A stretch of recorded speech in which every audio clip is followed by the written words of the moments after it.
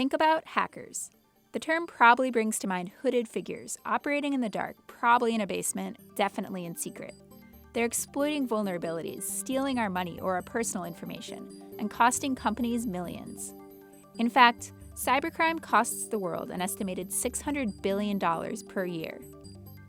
But the past decade has seen a rise in a new type of hacker called an ethical hacker, or a white hat hacker.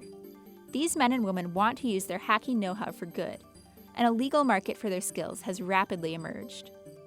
There's this creativity, there's this curiosity, and there's this kind of almost mischief in how you think. But then that's coupled with a strong moral framework and like ethical framework to actually use that for good. These hackers help companies protect themselves by finding vulnerabilities before the criminal hackers do. When an ethical hacker finds a bug, they disclose the security issue in exchange for cash or other rewards in what's known as a bug bounty program. So we're like a neighborhood watch. We come to your house, we look for ways to break in, and if we can break in, we tell you. We don't break in, we tell you how we could have done it. Companies like HackerOne, BugCrowd, and Synack have sprung up to connect freelance hackers with corporations that offer bug bounty programs. This has led to the creation of a geographically dispersed network of cybersecurity experts, aka hackers, who are integral to the safety of corporations in every industry, from tech to finance to national defense. We work with MasterCard, we work with Fiat Chrysler in the automotive space, we work with Cisco in the engineering, IT, technology space, Department of Defense, Pinterest. These days, hackers can make a lot of money identifying security flaws for companies like these. The payout for finding a single, highly critical vulnerability can be tens of thousands of dollars, and some companies have paid out millions overall. I know Verizon Digital Media actually just passed $7 million in bounties paid. Uber has paid out over $2 million. Hacking for good is gaining traction, and there's big money at stake. So it may be time for the public to rethink its conception of what being a hacker really means.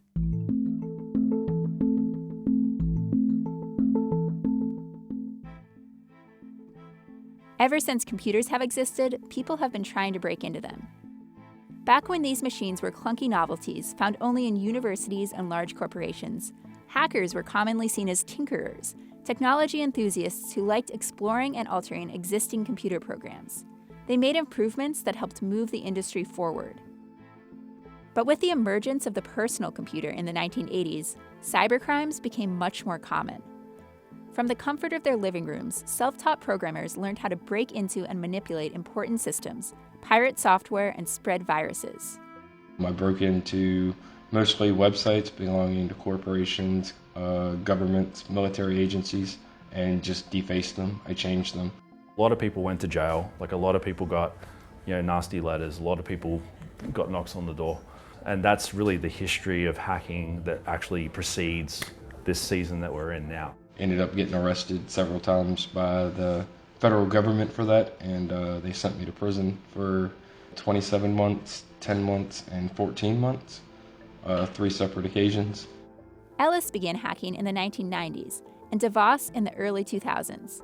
By then, the hacker stereotype was already well established, thanks to media like the popular 1983 movie War Games, which revolved around a disaffected but intelligent teen accidentally hacking into a top-secret military supercomputer, nearly starting World War III.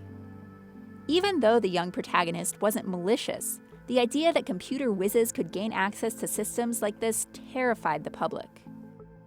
After Ronald Reagan watched the film, he proposed a number of anti-hacking bills, resulting in the Computer Fraud and Abuse Act, which prohibits anyone from intentionally accessing a computer without authorization. And it hasn't really been changed since. So it is legal in the sense that if there is authorization, then at that point they have safe harbor, but outside of that it is basically illegal. Because the law doesn't really define what authorization means, it isn't exactly clear how it relates to our new reality, where cybersecurity is increasingly outsourced. Security used to be something you fix internally. It's very secretive, it's not transparent, it's not open. And we're seeing a shift towards security becoming more and more collaborative and enlisting outside help. For a company, enlisting this outside help often means starting a bug bounty program in which corporations pay hackers who report bugs or vulnerabilities in their software. What's believed to be the first of these programs came about in 1983, when a Silicon Valley startup called Hunter & Ready offered a free Volkswagen Beetle to anyone who identified a bug in its operating system. Over a decade later, in 1995, Netscape began offering more straightforward financial incentives for finding flaws in its popular browser, Netscape Navigator. The idea took a while to catch on, but by the mid-2000s, security companies iDefense and Tipping Point, as well as the Mozilla Foundation, offered similar programs.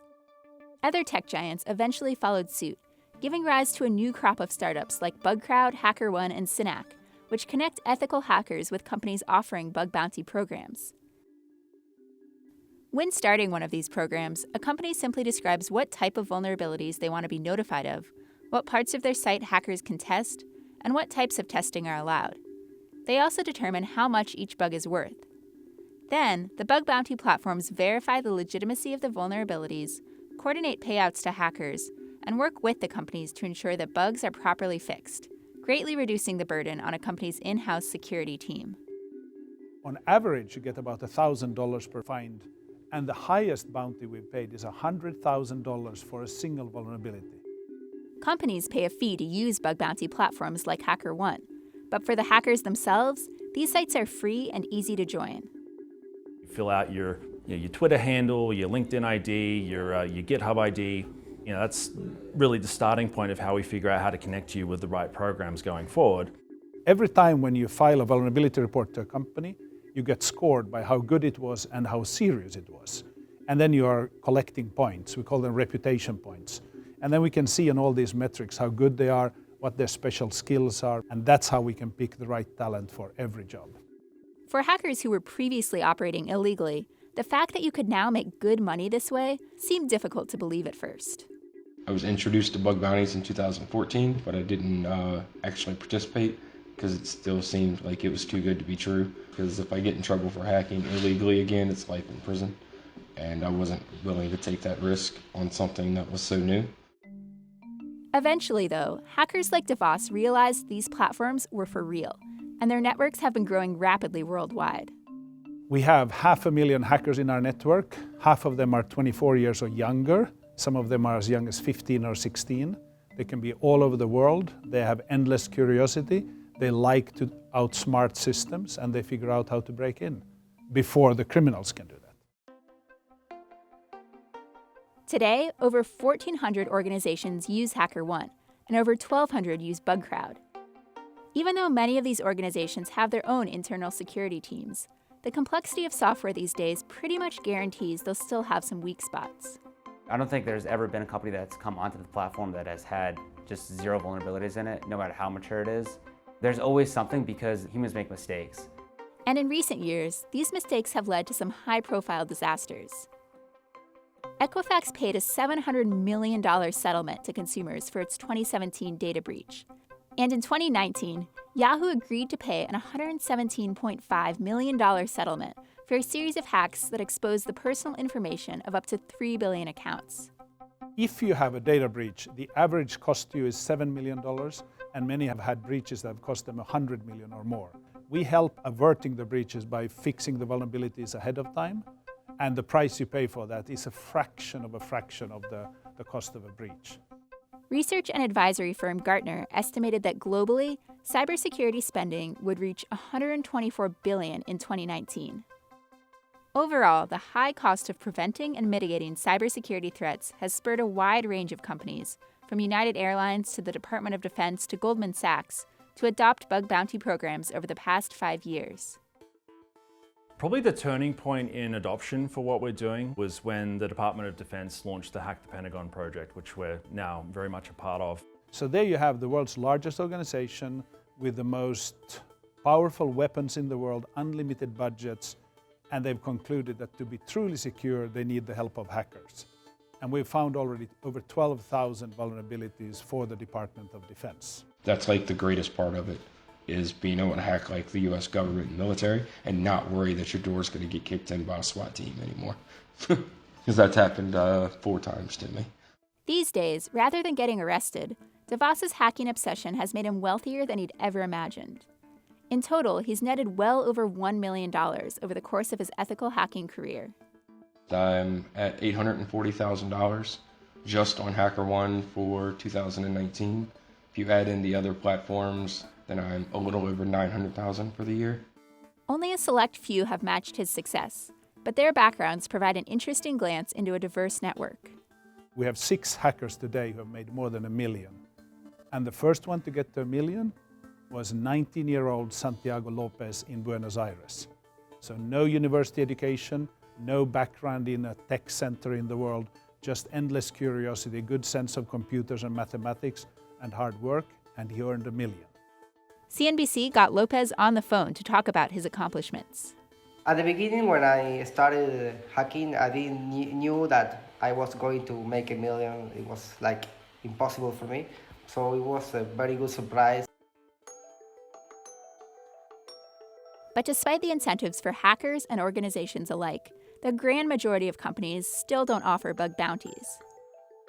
Actually, most don't even offer any sort of vulnerability disclosure program, which would allow hackers to report bugs without fear of punishment. A vulnerability disclosure program is extremely similar to a bug bounty program. You're still allowed to hack into the system as long as you report it to them. The only difference is you don't get paid for your vulnerabilities. While this may seem like an easy win for organizations, the most recent HackerOne security report revealed that 93% of companies on the Forbes Global 2000 list don't have any vulnerability disclosure policies. Without a proper channel to report security issues, HackerOne says nearly 1 in 4 ethical hackers have failed to disclose a vulnerability that they found. Luckily, the industry is showing some trends in the right direction. At the end of 2019, the Cybersecurity and Infrastructure Security Agency issued a draft of a mandatory directive that would require all government agencies to adopt vulnerability disclosure policies. HackerOne and BugCrowd hope this means that more companies will follow suit. And to ensure that the talent pool is able to meet the growing demand, both even offer their own free educational initiatives to teach newbies the basics of hacking. Yeah, the internet is a pretty gnarly place these days. And really what it comes down to is that you can't control what an attacker is going to do, but you can control where your defenses are up to when they arrive. As for the individuals on these platforms, they just want people to know that despite what you may have heard about hackers, in the world we live in today, they're often on our side. They always see the hacker like the bad guy, but it's the good guy now. We're here to help. We're not just some sketchy people in their mom's basement who are out there to cause damage. We're professionals who work in the industry who actually want to make the companies better.